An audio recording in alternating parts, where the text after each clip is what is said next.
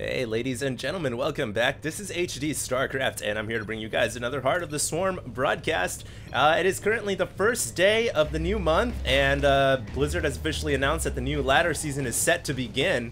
I have been out for a couple of days as I've been really under the weather. My last cast I was actually under the effect of some serious allergies and that kind of progressed into a terrible flu.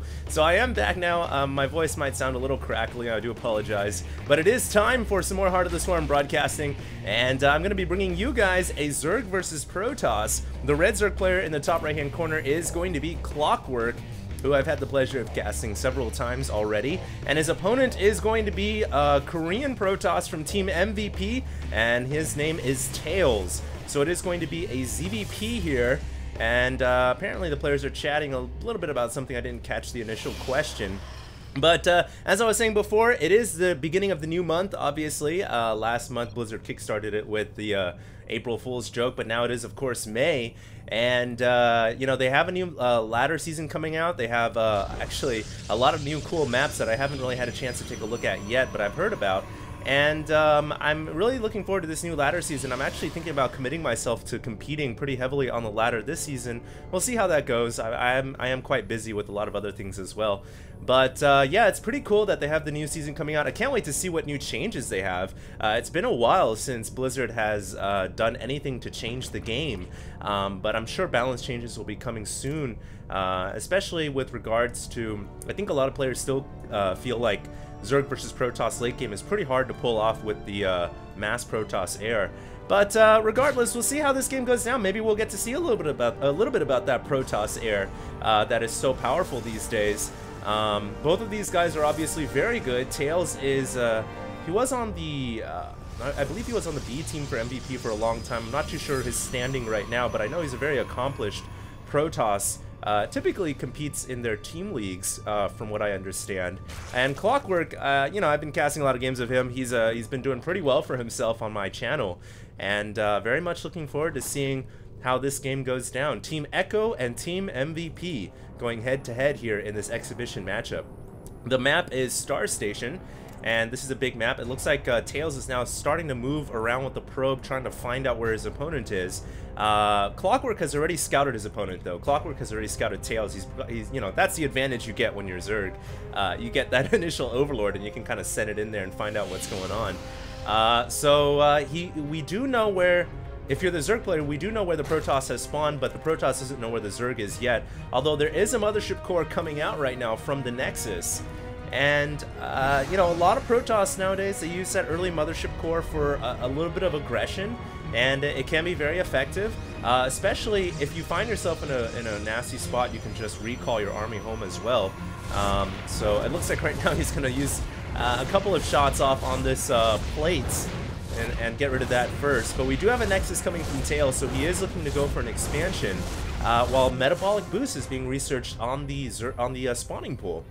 Back at home for Clockwork, he's actually pulled drones off of gas, and you'll note that he doesn't have any extra gas at all. So very smart there, and this is what good Zerg players do. You know, they mine up to 100 gas and then they pull off so that they don't lose any mineral time that they would have had from those drones. So Clockwork here being very efficient, and it looks like he is going to be going for a little bit of early Zergling speed, but he also has a hatchery coming down as well. So what that says to me is he wants to get some Zergling speed for map control, but he's not going to forego going for expansions. And it looks like he's actually got a couple of Zerglings inside the Protoss main base somehow. This is the one thing about when Protoss players go for an expansion, not a Forge Fast Expand, but when they go for a Nexus after a Gateway Cybercore, it is pretty hard to prevent Zerglings from running in because you don't have that early foundation at the front door. So, you know, Zerglings can leak on by in the beginning stages of the game, and Clockwork was able to get in there, and he you know, he didn't really see anything too telling. I guess one thing is, you know, you don't see early Stargates in the main base, which can be, you know, can set off alarm bells for a Zerg player. But Clockwork didn't see anything yet, although there is a Twilight Council coming up at the front door. And I don't know, no, Clockwork did not see that. And it's interesting that Tails would put the Twilight Council at the front door. Usually Protoss players will hide a building of such a significant tech somewhere inside the main base, but he's actually built it right at the front here. Almost seemingly saying, yeah, go ahead and scout it, I don't care. But yeah, we do have Twilight Tech from the Protoss player, and Clockwork right now doesn't really know what's going on, but he is going to go for a layer, and he is going to add on an additional gas. There is a hallucinated Phoenix coming in right now, which is going to try to get in there and figure out exactly what the Zerg is up to. But it isn't going to see anything too revealing, you know, just a layer coming up right now, which is totally standard.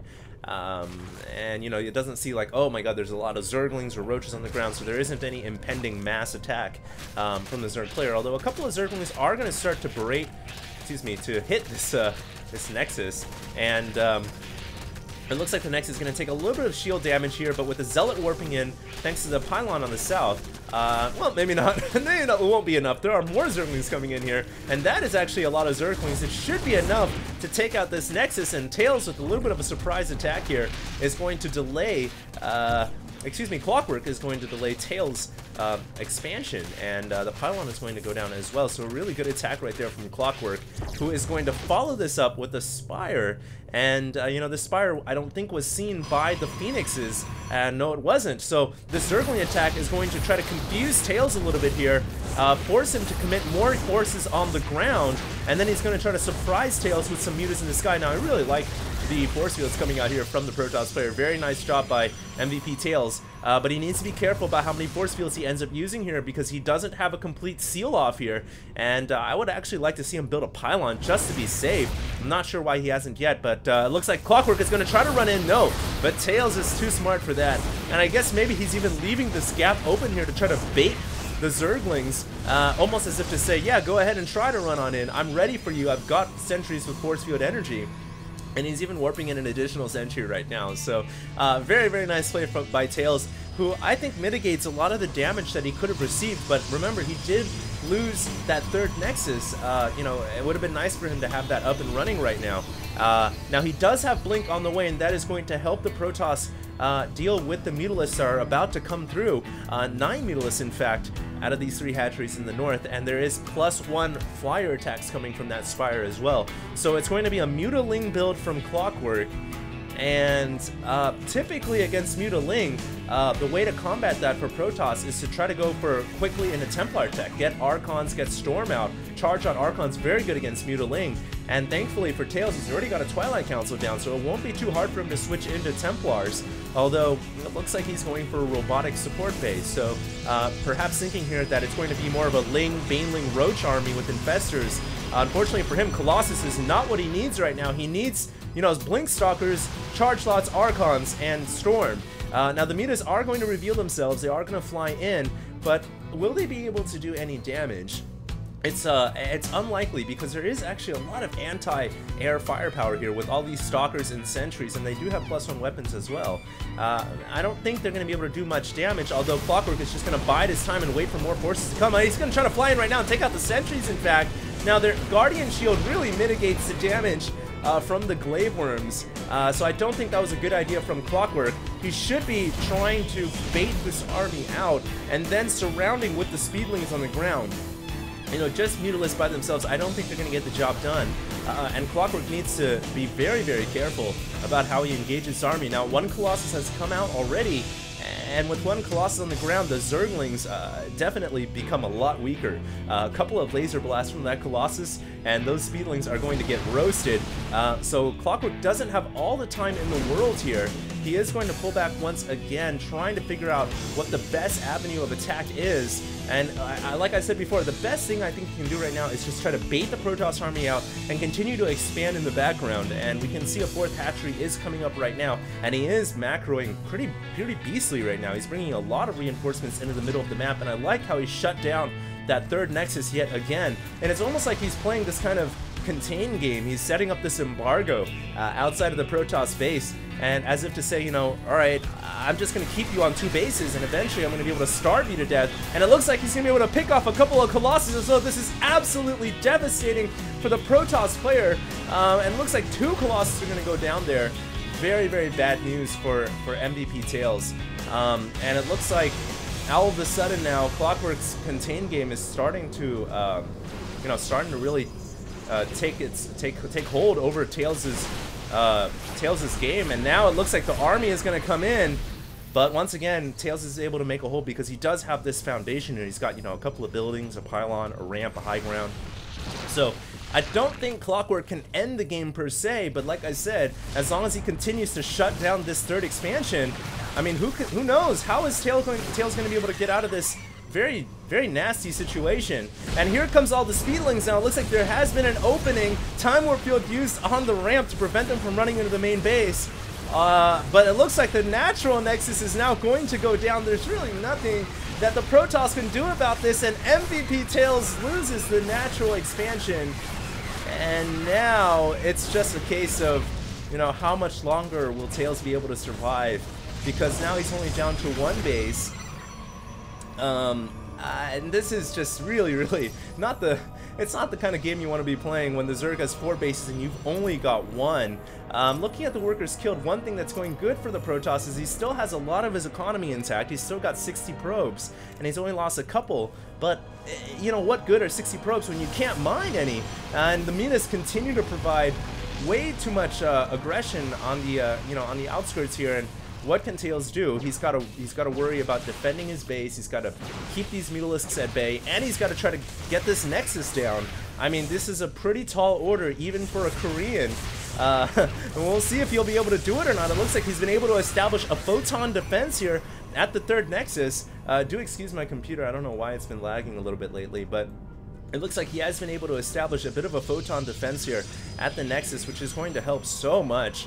And, you know, he's still got 1 Colossus alive. Maybe, just maybe, Tails can hold on here. And I've got to say one thing about Muta Zergling is it's not a very good composition once the Protoss has a maxed army. Muta Zergling is pretty good if you want to go into a base race against Protoss, or if you want to try to, you know, play that contain game against Protoss. Oh, takes out a Colossus right there. Very nice by Clockwork. But in the late game, it's not the best army composition. I'm surprised, though, that Tails still hasn't gone up to Templar Tech. It could be a result of him just not having enough resources. But he does make a great hold here. Look at all the blood on the ground. All the Zerglings and the Muta, you know, carcasses falling from the skies. Just littering the floor below with Zerg blood. And Tails is able to make somewhat of a hold here. And I gotta say, man, look at his supply. He's still at 142. You know, he's not out of this game yet. I mean, this is amazing. He lost the front Nexus and he lost the natural. And yet he's still kind of staying in this game. You know, I gotta say, though, he's got to get to Templar Tech. I don't know how much longer he can hold on with just pure robotics. And here comes the Mutas once again. They're going to try to fly in through the back of the main base. There are no defenses here. And it looks like a couple of probes are going to go down, and a simulator might fall as well, but the Stalkers do blink back.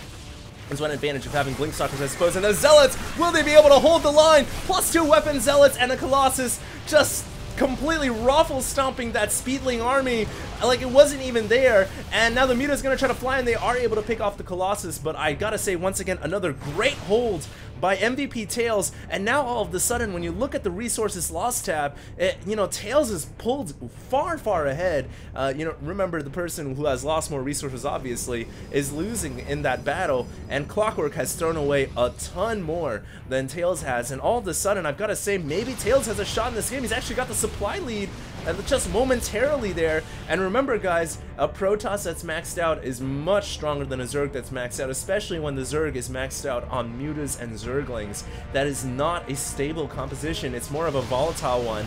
And Clockwork has got to decide how he's going to, you know, play out the rest of this game. One advantage he's got going for him, and he's held on to this for most of the game, is he's got so many bases.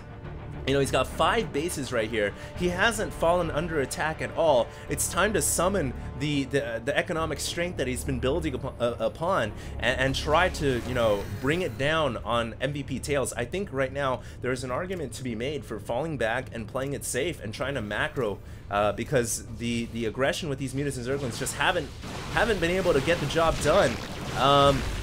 He's still going to try nevertheless. I just don't know why he's continuing to make more Mutalisks. I almost feel like he should be going to Hive Tech.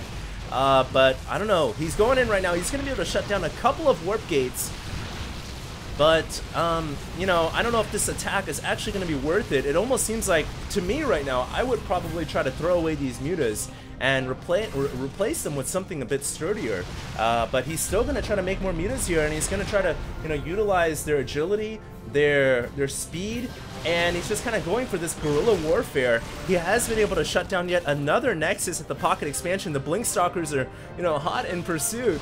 But as fast as Blink Stalkers are, as cool as their blink ability is, mutas are just a bit faster. And we do have another hatchery coming up on the bottom left-hand side of the map, a bit of a ninja expansion here. The Colossus has to be careful here. These mutas are upgraded with +2 weapons, so they are, you know, they are able to do quite a bit of damage. And look at this, we even have Flyer Carapace coming along the way. Clockwork still hasn't researched the Hive tech yet, which is so weird. This is not your, you know, your standard bread and butter Zerg versus Protoss game. And we'll see if he'll be able to make this work or not. He's going to try to go for a complete run by. Remember what I said before, guys. If you go Muta Zergling, you don't want to engage head on. You want to try to go for a base trade. And that's exactly what Clockwork is going to do here. He's going to try to run everything behind the Protoss army. Meanwhile, Tails is also going to go for a run by of his own, I guess. And we have a, what do you know, a base race. So there it is, ladies and gentlemen. Now, the Mothership Core is not with the Protoss army, so it cannot recall the army back home. And this Muta Zergling army, I mean, it's going to be able to run rampant. I feel like in a base race, you know, Mutas and Zerglings are going to be able to take out buildings a lot faster than Blink Stalkers will. And look at these, the Zerglings are being called back home. They don't have adrenal glands, but I mean, with this many Zerglings, it doesn't really matter. I mean, it would help, but as you guys can see, Tails is taking out a lot of critical Zerg structures, but at the same time, he is losing his warp gates as well. He has brought back some of his Protoss forces. Actually, what the heck? He just recalled some of his army. Oh, and he recalls it to pincer in the Zerg army. Although, I don't know if this is the best idea because, you know, his army at the natural was not ready to attack at the same time. So in a way, he kind of sentenced half of his army to die. And a bit of a mismanagement there in control. And now he's going to lose all of his stalkers. The mutas are going to rip through everything on the ground. And Clockwork is going to win this fight. But in the meantime, there are still enemy stalkers and zealots, you know, just ravaging through the Zerg structures. So, like I said, guys, it's still a base race. You know, both armies are on opposite sides of the map, although the Mutaflock is flying back home here, and it looks like these stalkers are going to be in so much trouble. I mean, it looks like they might be able to get away here, but at the end of the day, you look at the supplies, you look at how many Mutalisks there are on the field. There are 34 Mutalisks, and there just aren't enough anti-air units to deal with, you know, a Mutaflock of this magnitude. I mean, what can Tails do? And like I said before, it would have been nice for him to try to get into Templar archives and, you know, get Archons out a lot sooner. Unfortunately for him, I don't know if he's going to be able to do it. His infrastructure has been ripped to shreds. He still has, you know, his Robo at his warp gates, but I don't see him going up to Templar tech anytime soon. And the Mutaflock is just going to be able to fly around the map and dispatch the Protoss bases, their buildings, their units, at will. It looks like we do have a couple of Zealots, though, trying to go around here to the top left-hand side, and meanwhile, we do have a Lone Zealot taking out the Ninja Hatchery as well. Now, I guess if Tails can take out all the buildings, he could win this game by default of base race, and taking out all the structures. It looks like he's sent a couple of zealots off to chase down these drones because he knows the drones can become new buildings. And ladies and gentlemen, I guess we're gonna go down to the wire here. Whoever has the most buildings remaining at the end standing is going to win this game. And does Tails have a probe on the map? It looks like he doesn't have any probes, and we do have a Ninja Hatchery being made on the right-hand side of the map. Very smart right here from Clockwork, just to keep himself alive, just to sustain himself, and Tails forced to GG as he doesn't have any probes. And once these two pylons go down and their assimilators, I guess it is good game. So Tails types out GG and Clockwork is victorious. Wow, that was a really cool game. Down to the wire, epic base race. And to the end there, you can see how the resources lost started to really get closer and closer, 28k, 28k. Anyways, I hope you guys enjoyed. I do have more games coming out. If you guys have any good replays or know any sick replays, feel free to send their links to me at HDreplays@gmail.com. For now, this is HD, and I am signing out.